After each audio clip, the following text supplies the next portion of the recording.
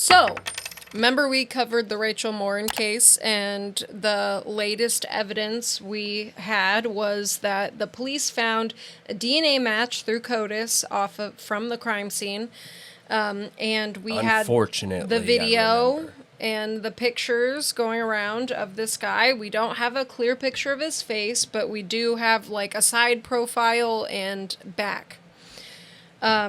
So a lot of stuff has been coming out since then. I mean, not a lot of stuff, okay? Actually, not a lot. Unfortunately. It's actually terrible that more has not come out. But there's been small updates. So the tip was like the reward money for tips that lead to the suspect. Yep.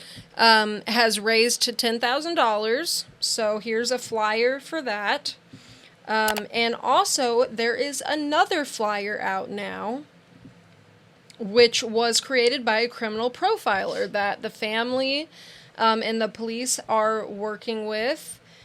And she has apparently, I think, like a decade of experience or something like that. It said somewhere in here. But I wanted to show the flyer and talk about it. So let me pull it up here. I had it pulled up, but I have a ton of stuff. And this case was gruesome, if you don't know who Rachel Morin is, she was a mother of 5.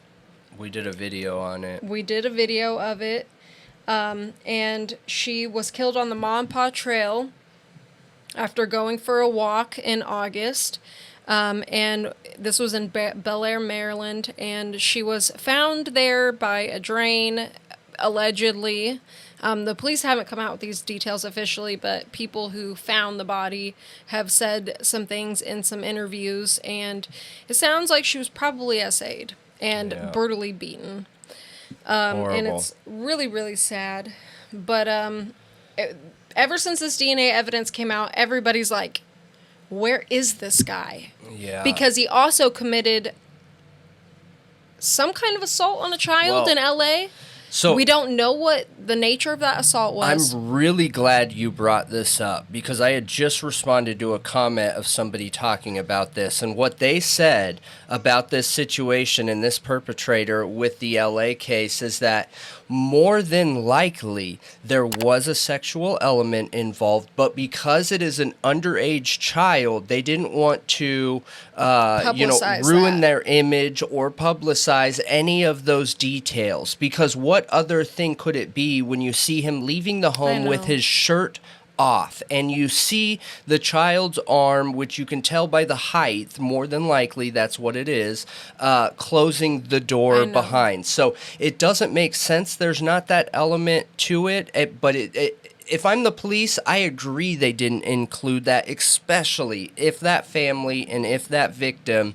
is saying don't. You know what I mean? I would want to keep my anonymity too, and not have all my information and details thrown out there. Well, okay, this is episode 37. Next episode, episode 38, I actually have some really interesting information on this case. It's a deeper dive. This is just an update, and it is about the suspect. It's about the LA case. You know, there's some links here. There's some information here that locals have, that have worked in that area, that know that area, that I haven't seen broadcast yet. Sure. That I want to dig into. So keep your eye out for that. Yep. Next week. Yep. This is just an update. What I'll try and do is I'll try and post this update the morning before we release that video. So. Okay. Yeah, that's a good idea. So here is the flyer. Okay, there's a picture of Rachel there and the suspect, and this was made by the criminal profiler. It says, so I think it said there's like 5 characteristics. He is a violent criminal with these dangerous psychopathic traits. Narcissistic, only cares about himself. Lacking empathy, doesn't care how others feel.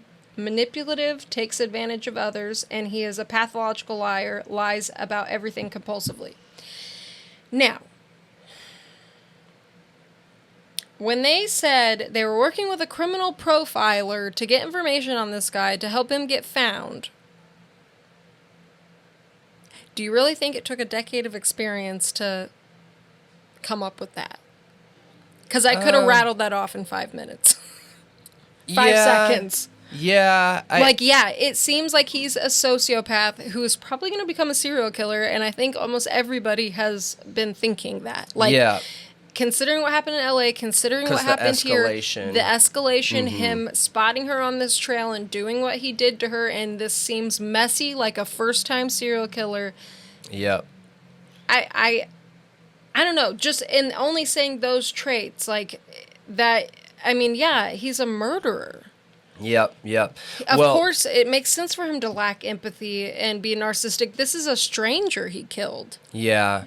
The only thing that I want to And how does this help us catch him? The only thing I want to detail, though, is one thing that we see a lot in a lot of these cases is that, us average people, I'm talking about us included, look at life a lot of times through a pinhole, right? And serial killers are a different breed of human. And a lot of them are so good at manipulating and so good at lying that the people that they have around them in life or that they associate with or talk to have no idea whatsoever that they're ever lying.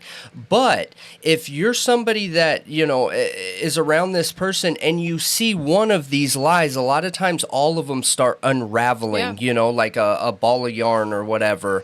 And I think that's what they're suggesting you watch out for, because I don't know about you guys, but I've encountered a lot of people in my life where, everything coming out of their mouth is a lie. They're those like one-up people where they, no matter what you say, you could have a personal account of a situation. They have one that's a little bit more extreme, a little more stressful, a little more scary, a little more, you know what I mean? And that's what I'm getting from that. Now, no, I don't think that it's a great profile that stands out, but I do think that those are characteristics that we would see from this man. Yeah, this man. I agree. Yeah. And I know I'm being a little bit critical here. It's important. I expected a little bit more detail. Yeah. But here's some more detail. So that was the second bulletin. The first one just says he's in immediate danger and is suspected to be a serial killer. Third bulletin down. After committing a crime in L.A., he came to Bel Air, Maryland. This choice of location to a small, lesser-known city is odd, meaning he must know someone in Bel Air where he's been able to stay. Yeah. So, and we were wondering about that, too. We were. Because it is odd to come from L.A. to Bel Air, Maryland. Yeah. Like, why?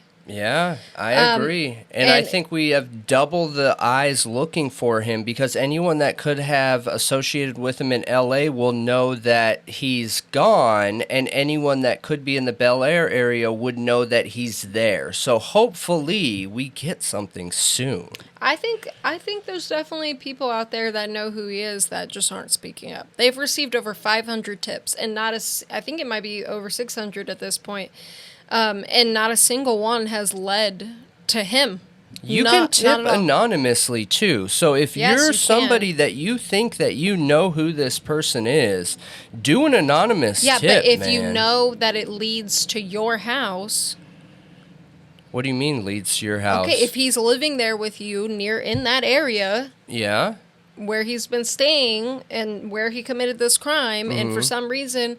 You're scared to tell people, like, leaving that anonymous tip in the end, it might not be so anonymous because the police are going to come knocking on your door. No, not when you leave it anonymous. No, absolutely not. Yes, because if he's staying at your house, sure, you're going to leave a tip for your own house? Absolutely. I would. Are you kidding me? I would just call. That does not mean that they're going to connect it to you and now you're going to be a target. That does not mean that. You can absolutely leave an anonymous tip. The cops care about catching this guy, not who left a tip. They couldn't care less. That's why they offer the reward money. So, no, I don't think there's any reason. I think if this man is living with you, you still have the ability to somehow make an anonymous tip, whether you block your number or whatever. Cops aren't going to... you could even say, look, I'm leaving this anonymous. I don't want anything to do with this case, but he's here. He'll be here at this time, at this address. Click. And I do not think they're going to come searching for you. But here's another thing. He's Hispanic. And this is one thing that was brought up in another case of a little girl recently, is that a lot of the people, I forget her name, a lot of the people involved were probably illegal immigrants, and the police came out and said, like, hey, all we care about is catching who killed this little girl. Yep. Like, we're not looking at your immigration status if you, come forward and leave us a tip or, help us find her killer, because this person is a danger to the community. Mm-hmm. It's the same thing in this situation. It is. I do not think the police are going to come after you if you're an illegal immigrant and be like, hey, thanks for leaving that tip that led to his arrest, but you don't have documentation. Right. Like, I don't think that's going to happen. I don't And I either. understand the fear. I have known illegal immigrants, been friends with them in my past. I understand the fear. They are very afraid to interact with law enforcement whatsoever because they do not want to get deported. They don't want to be, like, they don't want a red flag. You know what I mean? Yep. And they're afraid that law enforcement could leave an anonymous tip with, deportation. Yep.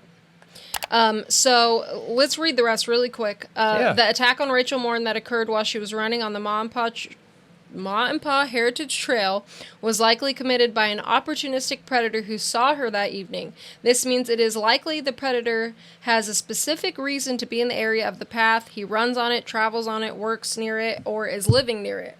The suspect would not be accountable for either at work or home sometime between 6 p.m. and dusk on Saturday, August 5th, 23, when the attack occurred. Yeah. I just hope they catch this guy because of how gruesome this was. And you guys can see at the bottom where you leave tips. It has it at the bottom of the flyer. Yeah. I'll probably post it on the screen, too, for this whole video, honestly. Yes. But if you know anything, this is one of those call to action situations where it requires the general public He could to not help be in the air society. anymore. Like he left Los Angeles, he could be on the move through the country right now. So I honestly think everybody in the nation needs to see this picture and know this person is possibly going to become a serial killer, and keep your eyes peeled. I agree. I think it's very possible that we're going to see more. Me too. Yep. Because the police have literally said they're at a dead end. They have no idea where he is at all. Yep. And the thing is, too, looking at it, like, in his head, right, they already have a picture of him. Yeah. If I was him, I'd be worried of getting caught, so then there's also no reason to hold back. So maybe he's going to try to go to a different country and end people along the way. I don't know, but I'm sure law enforcement is doing their part and looking out for other cases that could match this, as he's traveling, if he is traveling, or maybe he's holed up somewhere. I don't know, but that's where we come in, the general public, so I just hope he's caught, man, because it was absolutely horrible. And I'll say there's a lot of people out there that are giving her a hard time just because of how she lived her life, and she comes off as very superficial. And I just want to talk to those people that, yes, while she might not be the type of person that you like out there, she was part of that gym culture of very physically appealing, superficial looks. I get that, and that's not for everyone. She was a gym rat. Yes, absolutely. But she's still a victim, and by all accounts, she still seemed like a positive influence in addition to the rest of the general public and society. She was a mother of 5, a sister, a beloved sister and mother, and daughter, and her life mattered to everybody who knew her and was around her. So regardless of what we think of her, that doesn't matter. It doesn't matter. This guy is probably going to become a serial killer. Yeah. There's going to probably be more victims if he isn't caught very soon. Yes. So, it doesn't matter what anyone thinks of any victim, even if she was a homeless drug addict on the street. That wouldn't matter. I agree 100%. I just don't think that it's beneficial to anybody to focus on her and who she was, because she wasn't out there killing people. She wasn't out there harming people. She was living her life in whatever way she wanted to.